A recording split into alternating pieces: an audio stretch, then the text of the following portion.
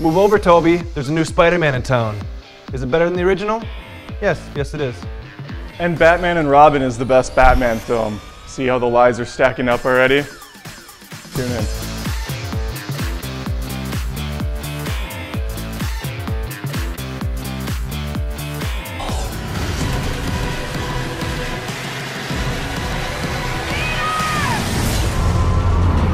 Bonesaw knows Spider-Man has the better cast, and that starts with Tobey Maguire.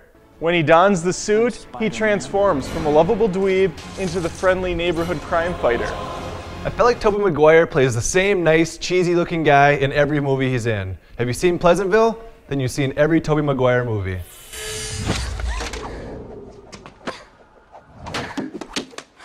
Wow, great reflexes.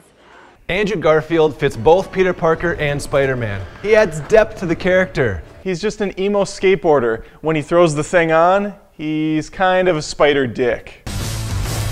You know, if you're gonna steal cars, don't dress like a car thief. You found my weakness.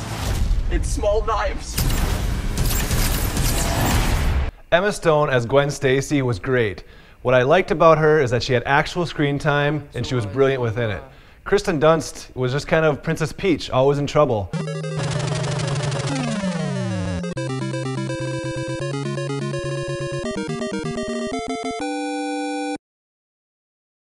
I can't believe she's lived to be 17 years old. I can't really knock Emma Stone in the film. I mean, she's a strong leading lady, she's independent, she's attractive. What does Kristen Dunst bring to the table? Oh, wait.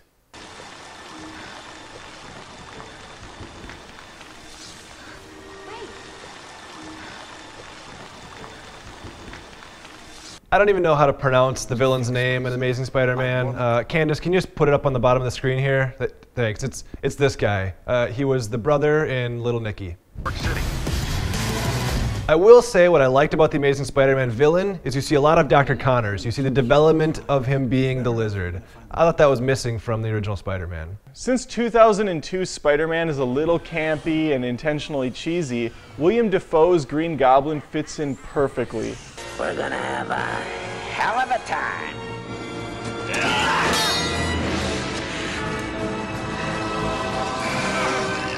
Spider-Man wastes no time getting the story into full swing.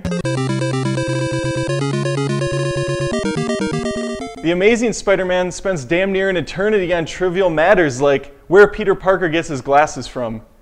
Really? His glasses? The Amazing Spider-Man showed that Peter Parker was more than meets the eye. He was actually a brilliant scientist, top of his class, and the original Spider-Man left all that out. As I watched The Amazing Spider-Man, I kept asking myself, why was this movie made? It takes a ton of plot points from the 2002 Spider-Man with less impact. You have the school fight against that bully Booster or Rocket or whatever dumb name they gave him. It paled in comparison to the bullet time version they had in the first one.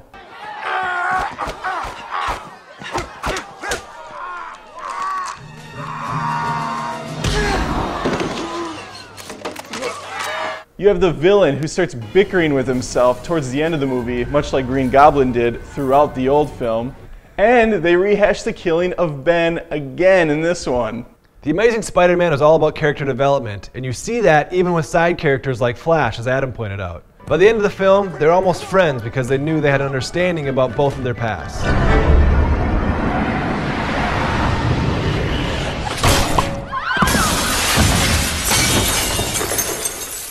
Martin Sheen as Uncle Ben was better than the original for one factor. He actually cared as a parent about Peter Parker. You don't need cheesy lines to know that relationship was true. You also saw the struggle that Peter Parker had with his parents leaving, constantly trying to find out more information and getting upset when they talked about it. Anytime director Sam Raimi threw a little bullet time into Spider-Man, my spider senses tingled. That sounded sexual, and that's fine. I'm having a hard time even remembering fighting in the new one. I think he spins a web around Dr. Croc or whatever at one point and says, "That's a wrap." Oh, he didn't say that? Oh, I was just inserting dialogue because I was trying to not fall asleep at that point. Adam must have forgotten the 10-minute sequence where he goes around trying to find the guy who's got the little tattoo on his wrist. Oh, I remember. I remember him scaling like 3-story buildings and henchmen just being everywhere. Like one of those old Nintendo games where they pop up and you shoot them.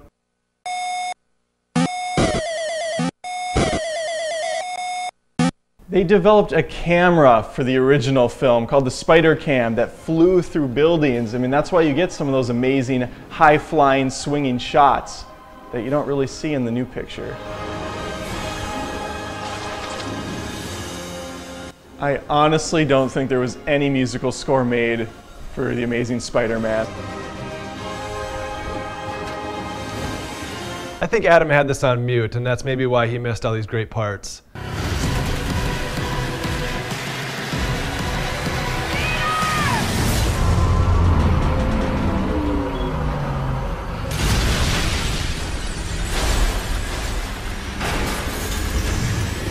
Lincoln Park must have been busy that day.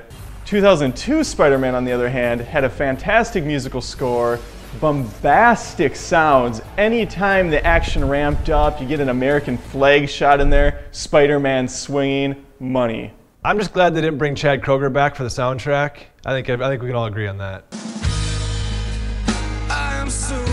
Without 2002 Spider-Man, we wouldn't have superhero films today. If it was the other way around and The Amazing Spider-Man came out first, we'd be in trouble, folks. Cast your vote. I wish The Amazing Spider-Man was done in 2002. Then maybe we wouldn't have all these over-cheesy, over-colored superhero movies. We've got 2 different takes of Spider-Man, both fairly true to their comic book series. Let us know what you think. Do you like The Amazing Spider-Man better than the original?